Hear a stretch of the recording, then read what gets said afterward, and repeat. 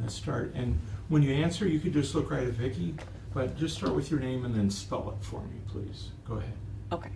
Shannon Hanna, SHANNONHANNA. And what would be your title? I am the Wildlife Policy and Management Section Supervisor for the Department of Natural Resources. Okay.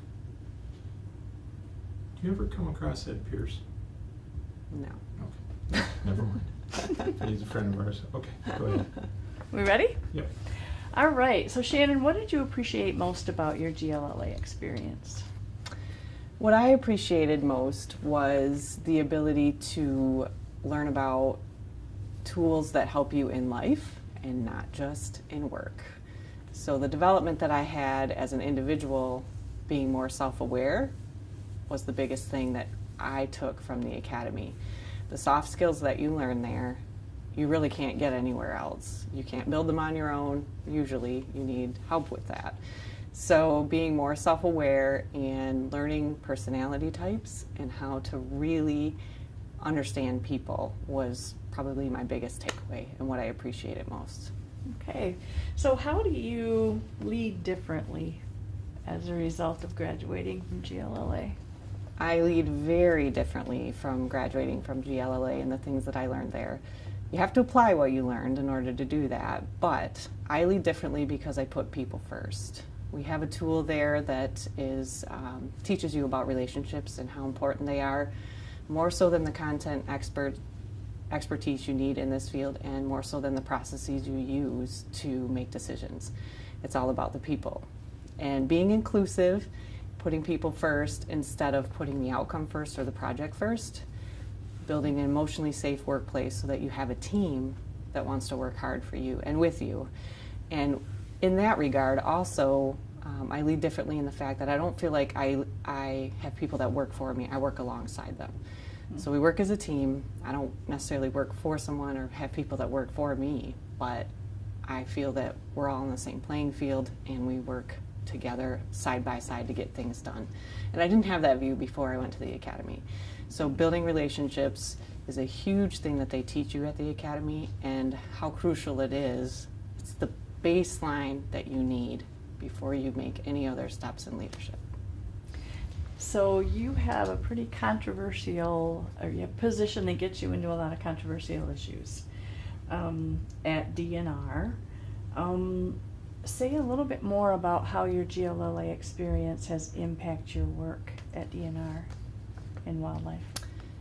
I have a very controversial job, actually, with stakeholders, both internally and externally. So the building relationship part has been crucial for me to make that change. And the icing on the cake for me happened probably a year ago. I went through Academy in 2011 when people started to notice the change in me. When I went to meetings and I listened before I talked.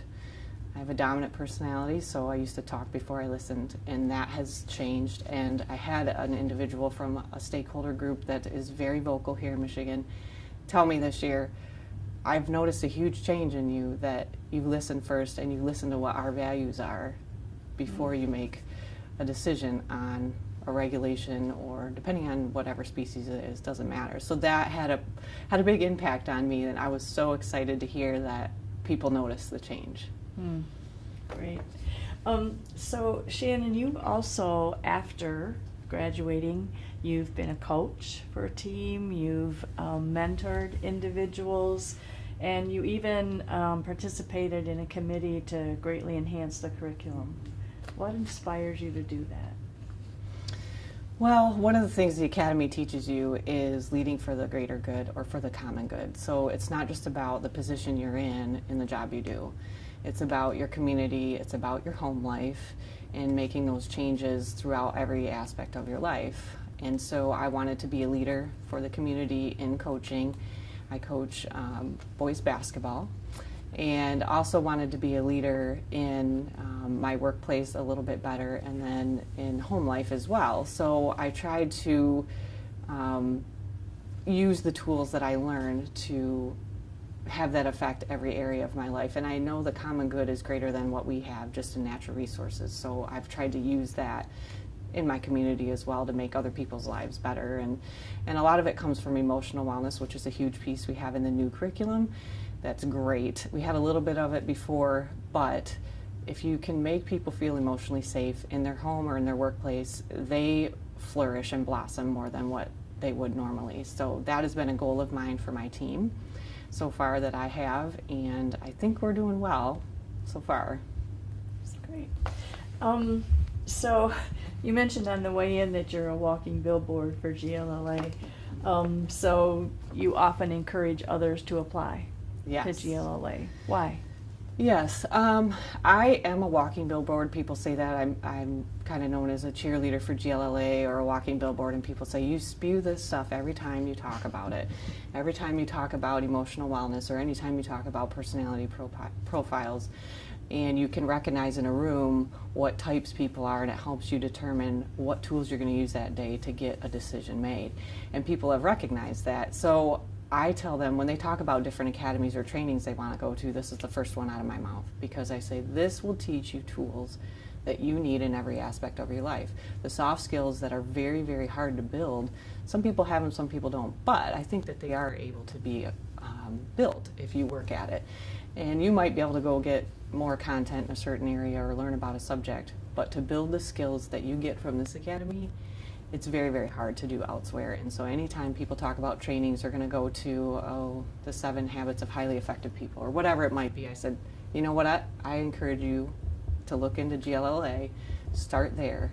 And if you don't get everything you need from that, then supplement with something else. But it is a long process, but you will be a different person when you come out the end. Okay. Anything else that you would like to say that we haven't covered?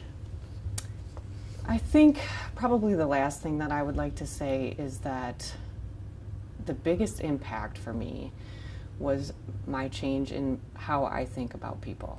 And I can't stress that enough, that when you view people as a means to an end instead of really knowing them as an individual before they are a person in a position on your team, it makes a huge difference in how you function, actually in your joy in your job as well, and as a leader. And when people start to follow you and they beg you to stay and they beg you to do things with them and they beg you to be their team leader, you know that you're doing something right. You know that it has had an effect on them when you care about them as people before you care about them in a position they're in. Greg, do you have any more questions? I have one, and you can just look at Vicki, but what put a smile on your face every day when you would come to a GLLA training session or something involved with that? What put a smile on your face? What put a smile on my face when I would come to GLLA was the fact that I knew, just by looking at the curriculum before we got there, that I was going to learn something I'd never heard before. What I heard at GLLA were things I had never heard before. There are some people that may have taken a personality profile here and there, but not what we do here, and not to the extent that we do here.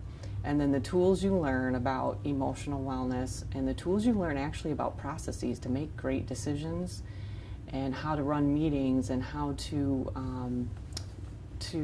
manage people in a way that's going to make them feel like at the end of the day their time wasn't wasted, they came to a great decision, they were heard, and in the end really do something great for the resource. So I was excited when I came every day because, and it was hard work. It's not like it's easy, but you learn so much. And I learned a great deal from reading books between sessions. I took that very seriously and was excited to talk about those with other people when I got to the sessions.